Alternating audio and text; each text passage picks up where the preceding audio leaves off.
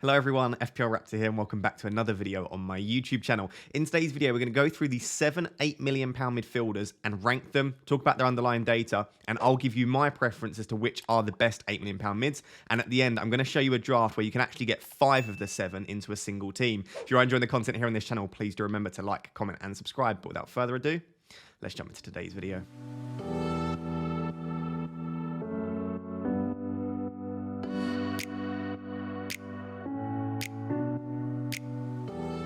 So guys, before we jump into today's video, there are just a few things that I would like to caveat before we discuss and compare the players. The first thing is, all 7 of these are brilliant options, and I truly mean that. I do not think there is a single bad option. That is the purpose of doing this video, is that I genuinely think all 7 are absolutely fantastic. So even if I've put someone in 7th or 6th, they've still got their pros. I'll try and discuss those as well. And that brings me on to the next point. They've all got pros and they've all got cons. And realistically, it's just for the purpose of this video, I've tried to rank them. But I don't think it's as easy as saying 1, 2, 3, 4, 5, because sometimes it might be for game week 1, for example, Kulusevski is a great option, but slightly longer term, maybe less so. So take the ratings and the rankings with a pinch of salt and pay more attention to what I'm actually saying about each of these players and some of the subtleties that make the comparisons more interesting, in my opinion, anyway. So in the 7th and 6th, again, this doesn't mean they're bad options. It just means I think the other 5 are slightly better. We've got Kulusevski and Mahrez. If we start with Kulusevski, he really did light the league up when he came at the end of last season. In the back end of last season, he was absolutely fantastic for Tottenham. The fixtures are actually really nice. Southampton, Wolves, Forest and West Ham. Obviously, Chelsea in their game week 2's not fantastic. Realistically, the only reason Kulusevski is in 7th is the signing of Richarlison. Now, when Richarlison signed, we basically said that's not going to affect Kulusevski. I believe he's played something like 1 or 2 games in his entire career on the right wing, Richarlison. So he doesn't play on the right. We thought it would be sort of backup in competition for Son and Kane on the left and up front. However, he has played on the right, Richarlison, in pre-season. He looked very good, and Conte actually commented on the fact that he did look good on the right. So I would worry now that there is going to be a little bit of competition between Kulusevski and Richarlison, because realistically, Son and Kane are going to start the majority of games, and if Richarlison's being tested out on the right early on in pre-season, that might be an indication that he might play there throughout the season. So that is something that would worry me. Lucas Moura looks like he's being transitioned into a right wing-back, which means a little bit less rotation there, but it does just worry me long-term. That being said, Richarlison is suspended for game week 1. So if you're trying to target that Southampton at home fixture and you don't have Son and Kane, I really do like Kulusevski for game week 1. Just bear in mind that as soon as Richarlison's back, I do believe that there will be some competition there.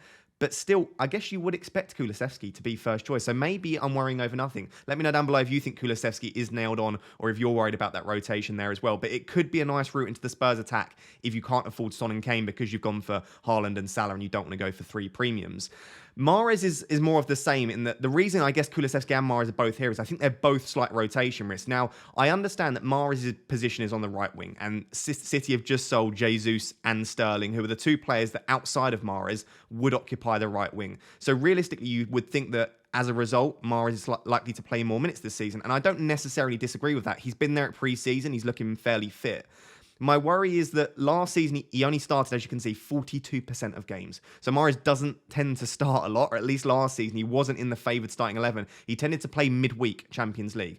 So yes, they've sold Jesus and Sterling. However, because Grealish has been looking excellent on the left, I do think that there's a chance that Foden, therefore, comes out to the right when Grealish plays on the left. And we have seen Foden, specifically in big games, the likes of Chelsea and Arsenal. I can remember the 2 games quite vividly. Foden played on the right, and he plays there quite well. He is a left-footed player after all. So I think Foden can switch out there. And the signing of Haaland and Alvarez is further competition as well. Whilst they don't play in Mahrez's position, or Alvarez, I suppose, can play on the right, whilst Haaland doesn't, it means that no one can occupy that position if he's playing, and it just has a bit of like a knock-on effect for the rest of the players. So this isn't to say I don't think Mahrez will start a few games, and to be honest, I would probably bet that he will start game week 1. He's had a full pre-season, whereas Foden hasn't gone on tour. So that is a slight worry for game week 1, and I do think Mahrez might be a decent shout for the first couple. I just worry about if you're maybe not planning a wildcard till game week 6, game week 7. I remember last season, Mahrez started like one of the first 6 or 7 games, and we all thought he was nailed on in pre-season. So this is the main reason that these 2 are here, but they've both got really lovely fixtures. They've both got passed the eye test, and as we're going to get onto, they've both got decent underlying data as well. So last season, they both didn't play a lot of minutes. They both played less than 1,500 minutes. Some other players in the Prem played over 3,500 minutes. The reason for Kulusevski was obviously coming in later in the season, and the reason for Mahrez was just that he was a massive rotation risk there. You can see by their start percentages, Kulusevski actually started quite a few games once he came in, 78%. But like I've said, the signing of Richarlison, maybe we're expecting that to drop down to 70, 75%. We'll have to wait and see, I suppose. Mahrez at 42% does worry me. as we'll get on, when we move on to Foden, you'll see Foden has started a lot more games than Mahrez, and it does worry me slightly that even though they have sold Jesus and Sterling, that maybe Mahrez is still a bit of a rotation risk there. Expected FPL points per 90, Mahrez at 7.3 is ridiculously good. Kulusevski at 5.3. It's worth noting expected FPL points take into account Mahrez's penalties, and I think Mahrez had 4 or 5 penalties last season. That obviously boosts up his expected FPL points because each penalty is around 0.8 expected goals, and that obviously boosts up your expected FPL points as a result. So that is something to take into account, that a lot of Mahrez's data is slightly inflated by his penalties that he had last season, and we're expecting Haaland to be on penalties now that he's in the Prem. 0.64 non-penalty expected goal involvement, though, is seriously good for Mahrez. That's right, very, very, very good. And when you put penalties in, it pushes it up above 0.75, 0.8, which is pushing towards the likes of Salah. So Mahrez's underlying data is really strong. It's not the strongest of the City attackers, as we'll get on to. It's not as good as Jesus, Foden, Sterling. So it's good. But I think people see Mahrez as this explosive player because last season, when he got those monster hauls, there was often a penalty chucked in as well. So I'm not saying he's a bad option. Again, Mahrez is a fantastic option, but just bear in mind that his data's good, but not exceptional, especially when you compare to the other Manchester City mids. Kulusevski's 0.45 is actually the worst of all of the £8 million midfielders. So Kulusevski's data, whilst it's good, isn't as great as the others. And you can see here, his non-penalty expected goal involvement delta, if you're not interested in stats and you don't understand what that is, it basically gives you a bit of an idea about whether they've overperformed or underperformed their expected data. So Kulusevski has overperformed his expected data by 0.47 per 90. That is one of the highest in the league, up there with the likes of Son and Kevin De Bruyne as well. So that's something to bear in mind, that Kulusevski is very unlikely to continue overperforming at the rate that he was at the back end of last season, whereas Mahrez is overperforming at 0.06, which is something that you would say is fairly sustainable. It's basically breaking even there. So the final thing to discuss is just how involved in the action they get. Mahrez is a sort of Salah-esque winger, you would say. Gets involved in the box a lot. He's got almost 8 touches in the box per 90. Kulusevski almost drops into a bit more of a playmaker role, which allows Son and Kane to push on a little bit. So 5.26 isn't bad. He's not in the box as much as I'd like him to be, and that is probably reflected in his non-penalty expected goal involvement as a result. So listen, Kulusevski and Mahrez are fantastic options. Again, all 7 of these I really, really like. But for me, just number one, Kulusevski's data is not that great, but just due to the fact that they're both rotation risks, and I like some of the other players slightly more, they get 7th and 6th. I will say at this point, please let me know, rank the 7 in order down below. I'm very interested to see how close my rankings are to you. So once you've gone through this video, or you can pause and do it now, rank the 7 down below. Very interested. But for me, Kulusevski 7th, Mahrez 6th. Let's take a look at 5th and 4th. So I found 5th and 4th quite tricky, actually. Maddison was in 4th for me and Mount in 5th, but I just think due to the underlying data being slightly better for Mount, he's just pipped him. But I like these two slightly more than Kulusevski and Mahrez, mainly due to the fact you can see both of them have got pretty high start percentages. I know Kulusevski's was, but I think the signing of Richarlison mixes that up a little bit. So both above 75% start percentage. And as a result, when they've got similar underlying data, I just think the fact that they're slightly more nailed on, I definitely prefer that when I'm looking for an £8 million midfielder. Leicester's fixtures are maybe the trickiest of the bunch for all of the £8 million mids. They're not terrible, and Brentford at home and Southampton at home in the first 3 is really nice. And Arsenal away, it depends what Arsenal side turns up, as always. But I don't think they're as bad as maybe they first look. But I do think you could potentially get away with waiting until game week 6, game week 7 to start bringing in your Leicester players, especially if you're planning, a lot of people probably will be, a game week 5, game week 6 wildcard. That could be the time to jump on the likes of Maddison and Vardy. So I don't think there's a necessity to start with the Leicester player from the off. But I do think Maddison's maybe not getting the amount of credit he deserves. 181 points last season. Underlying data is strong. Looks really good in pre-season, as do Leicester. They've got less injuries now. They've got no Europe to contend with. So I think Leicester could surprise quite a few people this year. And I think Maddison will be at the heart of that.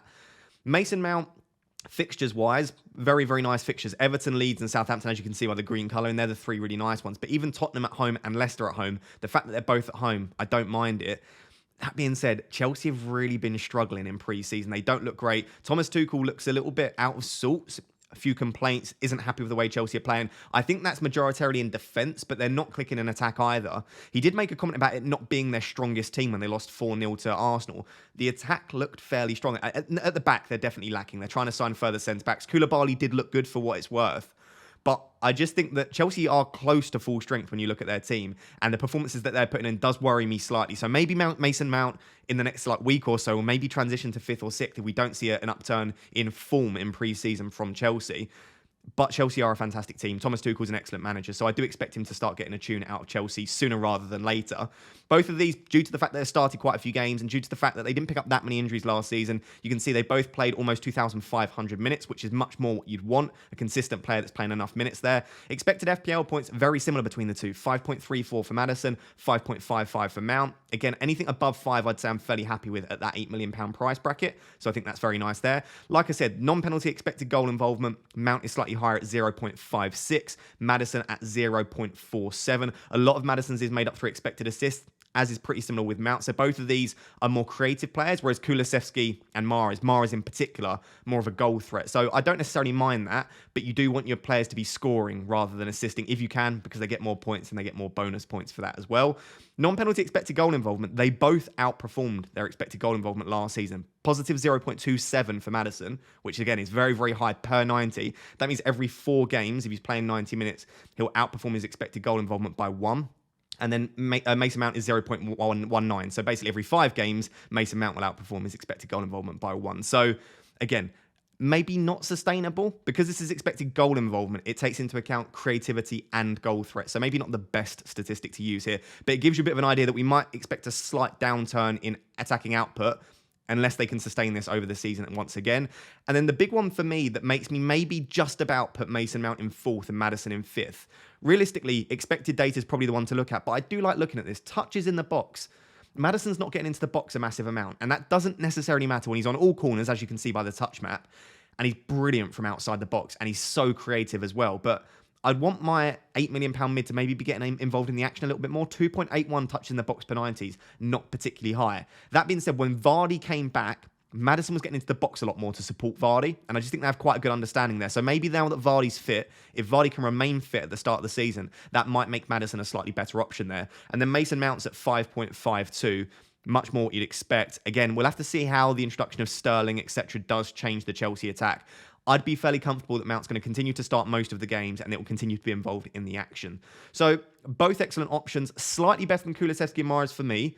Not necessarily just due to the underlying data because it's fairly similar between them. In fact, Mahrez has slightly better data. I just think that both these players are slightly more nailed on and I'd be slightly happier relying on these two for returns. We saw last season as well, final thing on this, Maddison and Mount are very explosive, and we do look for these explosive options. What we mean by that is a player that has it in them to get an 18, 20 pointer. And we saw at the back end of last season, Maddison got 45 points in the final 4 game weeks, and Mason Mount on more than one occasion got, I think, a 24 pointer and a 21 pointer, was it? You'll have to correct me down below if I'm wrong. But these two players, Maddison and Mount, they have it in them to get those big monster hauls. So I really like them both as options. They don't quite sneak into the top 3. So let's move on to the top 3.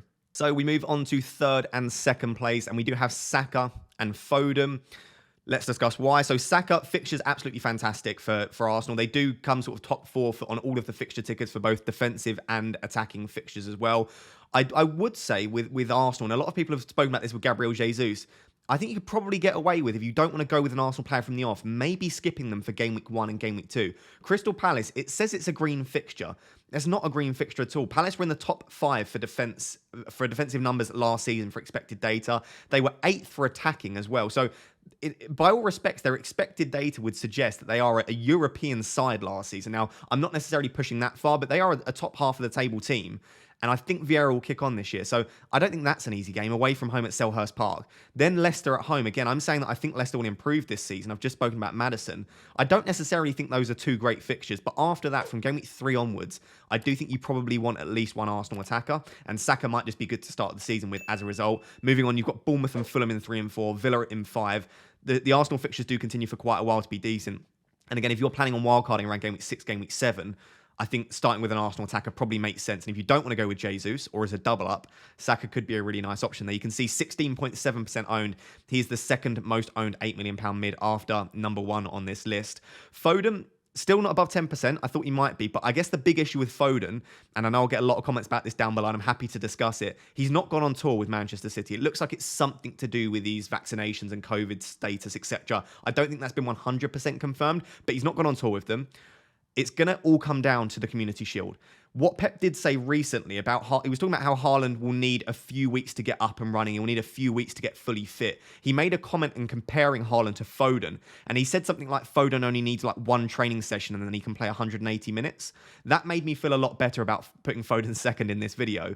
I don't think Foden needs a massive preseason. That being said, the fact that Mahrez and Grealish have both been on preseason and looking good, specifically Grealish, and Haaland's getting minutes under his belt, I guess it wouldn't surprise me to see a front three of Grealish, Haaland, and Mahrez for game week 1. That's not a huge issue, I guess. Foden could come off the bench, or if he doesn't, you've got your bench player. And then does that mean he's more likely to start against Bournemouth? This is the issue with Pep Roulette, right? If your player doesn't start, you're like, maybe they start the next one. And it can be a bit tricky to try and predict that.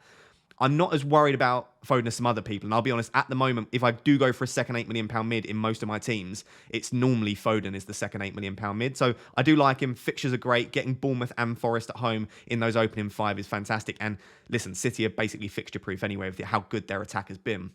Total minutes played, Saka was pushing towards 3,000. He's absolutely nailed on. I do believe that even with the signing of Jesus, even with how good Nketiah has been, even with Vieira signing and Ødegaard, Smith Rowe, Martinelli, I think Saka's a permanent fixture.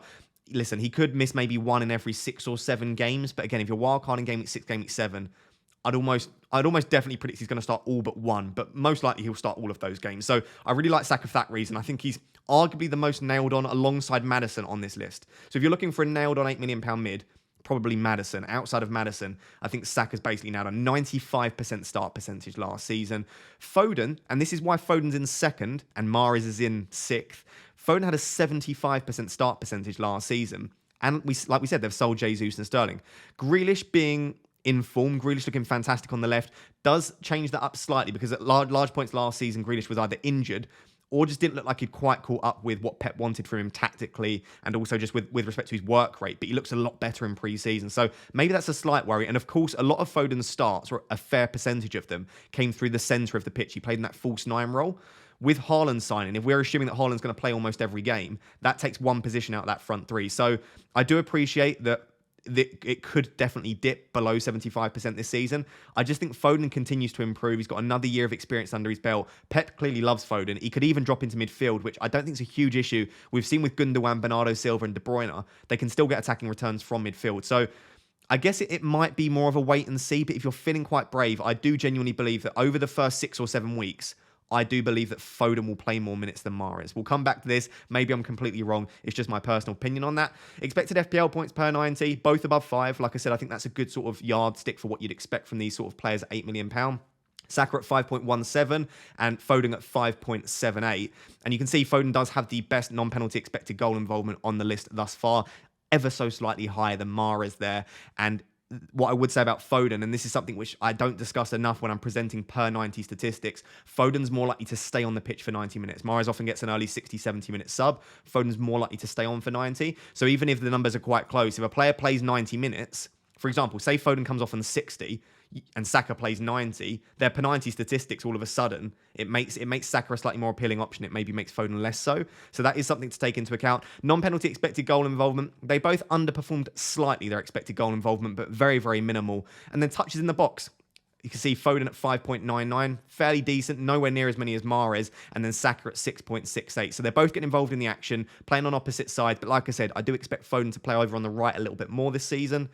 I really like both of these. I really, really do. I did have a draft a couple of weeks ago where I had 3 £8 million mids, and I had first place Diaz, Foden, and Saka as my 3 in there. And I just think that those 3, at the moment for me, are the best options. That being said, Mount, Maddison, Kulusevski, and Mahrez have been in various of my drafts as well, and I do think they're great options. I just think Saka and Foden are nailed. Fairly nailed for Foden, very nailed for Saka. Good underlying data. So they make third and second. We know who first is, but let's discuss why I think he's such a fantastic option. So finally, in first place, we do have Luis Diaz. In my opinion, he is the best £8 million mid. And as you can see by his ownership at almost 30%, he is the most popular £8 million midfielder as well. I don't think it's necessarily like dead certain in my mind that he's the best £8 million midfielder. But for me, if I am picking one in most of my teams, he is the most nailed on in my team. I do believe I'll start game week 1 with him. I suppose the only issue with Diaz, if we start with the negatives, is just how many good assets Liverpool have. I would argue that there's 5 other Liverpool assets that I would really like in my team. Salah and Trent have been pretty much locked in all of my drafts, and probably most of you will be the same as well. Robertson's an excellent option. We've got Alisson in goal, who at 5.5 million could represent really nice value. Van Dijk is another one. I didn't even think about 6.5. I suppose probably go for Robertson or Trent if you're going to go there. I don't feel like you're saving enough there to go for Van Dijk. And then, as we've just seen in the recent preseason game, Darwin looks absolutely fantastic at 9 million. If he's going to continue to score goals like that, again, preseason isn't always indicative of the Premier League, but he looks like a good option. Even Jota at points could be good, but he looks like he might be injured for game week 1. So lots of other good options. And as a result, I think a lot of people are thinking, maybe I'll just go for Salah, Trent and Robertson. They've been doing it for seasons now. We know they're consistent. We know we can rely on them. And you're saving £1 million by going for Robertson. I suppose my main issue with that is that, yes, there is £1 million between Robertson and Diaz. But if I drop Diaz and I go for Robertson, I still want an £8 million midfielder. Right? I still want that slot. I've spoken about it for flexibility reasons. And the fact that we've got 7 great ones here, I'm almost always going to want one £8 million. So yes, I'll save £1 million between Robertson and Diaz, but I'm still going to have to find 8 million for a midfielder anyway. So all I'm doing is putting in a really expensive defender. So I suppose I'm not viewing it in the same way that a lot are, that I'm saving £1 million going for Robertson. I'm instead viewing it as, I'm not sure that I want another £7 million defender in there. And instead I'm going for Diaz in midfield as my £8 million mid. And then I can go for a slightly cheaper defender. Hopefully that logic makes sense. It's quite difficult to explain, but that's how I feel about it. The fixtures are fantastic for Liverpool, but it doesn't really matter. Liverpool are relatively fixture-proof. Fulham in the opening day looks like a really nice one there. I'd feel fairly confident that Diaz is going to start that one.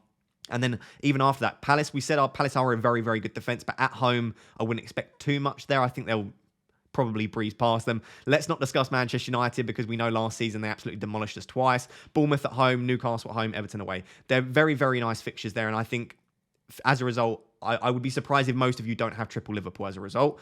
Looking at the underlying data, it's not amazing for Diaz, but I feel like with Diaz, you're not necessarily paying for what he's done. You're paying for the potential. And I tried to discuss this with someone the other day. Hopefully I'll get my words across correctly here. Often with a player, you're saying, I've seen what they've done in past seasons. They are a 200-point plus player every season. Someone like Salah. You're paying 13 million because you know what Salah can do, what he's done in the past. With Diaz, I'm almost saying I'm paying 8 million for the potential of what he could do. I'm expecting him to up his game. At these underlying data, with the underlying data we can see here, he's not necessarily the best £8 million option. But the potential's there. He's slightly more nailed on now that Mane's left. He's had a little bit of experience in the Premier League. I suppose I'm paying for the hope or the potential, like I said, that he could grab a haul in the first upcoming few game weeks. So, yes, the underlying data is not blowing me away. Yes, Robertson might represent better value if we look at past seasons. I suppose I'm taking a little bit of a gamble that he might outperform Robertson over the first few game weeks. Start percentage was 69%, which isn't terrible, isn't great, slightly lower than the likes of Mount, Maddison, Foden, etc.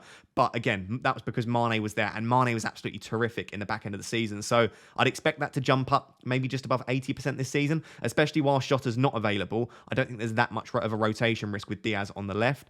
Non-penalty expected goal involvement at 0.55 is good, not great. So it's not as great as the likes of sort of Mahrez and Foden. It is better than the Kulusevski, Saka. So it puts him sort of third, fourth, I think, on this list for expected goal involvement. But like I said, you're paying in the hope, I suppose, that he's going to go above and beyond that this year. And I love looking at past data. Like, I think that's the best way to make decisions, is to look at like non-penalty expected goal involvement from previous weeks and previous seasons.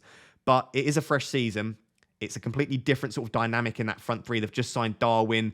Firmino's back now. Mane's no longer on the left.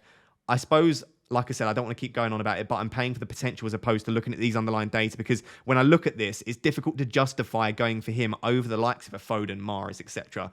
But I just think that he could potentially hit those heights. Non-penalty expected goal involvement delta. He's just overperformed last season, his expected goal involvement. And then touches in the box. We know this about Liverpool. They absolutely flood the box, and he gets tons of touches in the box. It's the highest on this list, 8.25. Which is absolutely remarkable. So I think Luis Diaz is still the best option on this list, but I do understand if you want to go for Robertson, that opens up the option to go for a Foden, Mount, Maddison, Saka, etc. The final thing I just wanted to look at here is just putting them into sort of a table. So this is the £8 million mids, and I've just tagged Bowen on. I didn't discuss Bowen in the video, but I just tagged him on there so that you can see his underlying data. And as you can see here, the two that stand out by the sort of green you can see is Mahrez and Foden. So for points per start, for non-penalty expected goal involvement, for the actual team performance of City last season, the fixture difficulty, Foden and Mahrez look like they could represent great value. It's just whether you want to jump on board the Pep Roulette. If you don't, the two that stand out to me here, probably looking at everything together, Mason Mount does look like a really nice option there.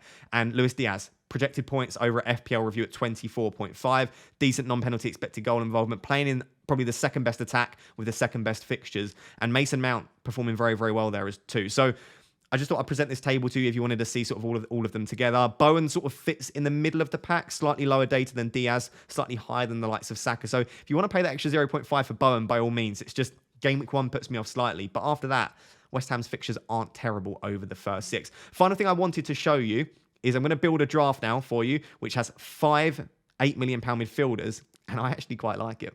So guys, here is my 5 times £8 million mids draft. I'm not necessarily saying you need to go for this. I'm just showing that if you do really like a lot of these £8 million mids, you can build a very nice draft with good captaincy options, good rotations, and a strong bench. And it looks really nice. I suppose the thing that I would say is if you're going for 5 £8 million mids, you can't go for Salah, Son, De Bruyne. So you've got no premium midfielders. This is a 1 premium draft. But what you get is a strong backline. You've got Trent, you've got Cancelo. You can't quite afford a 3rd premium. You've got Kane and Jesus up top. So you've got a really strong front line with Kane captaincy game week 1. And I suppose most weeks, if you've got 1 premium, you'd captain Kane most weeks. And then you can get 5 £8 million mids. So I've gone for just the top 5 that I had. So there's no Mahrez, no Kulusevski, but you've got Foden, Mount, Saka, Diaz, Maddison. And the bench is actually alright as well because you get a £4.5 million defender. I've got Dalot, Nico Williams, and Archer as well. I suppose this is just, I like to show you different drafts, right? This isn't to try and convince you to do something crazy so that I get a better rank, which someone accused me of in the comments the other day. It's because I dislike the template. And I suppose there's no real issue if everyone's picking the same players, but I just think it makes the game more fun. And for those of you that are aiming to have fun and aiming to do something a bit different, I actually quite like this because it allows you to get 5 of the best midfielders in the game. They've all got brilliant underlying data. And then if Kulusevski and Mahrez go absolutely crazy, you can easily jump to one of them and sell one of the other ones. And even if you then did want to get Salah in here, you could probably still squeeze in 3 or 4 £8 million mids. So I do think it's a price point you definitely, in my opinion, definitely want at least 1 £8 million midfield. I've seen a lot of drafts with 0. I think you should have at least 1. If you can, if you think there's a way to do it without sacrificing elsewhere too much, I like the idea of having 2. That allows you to always keep the one that's doing well in your team, and then you've got that second one to just sort of switch and rotate out. Let me know what you think of this slightly strange draft, but I thought I'd just show it to mix it up a little bit and try and break up that template a little bit further.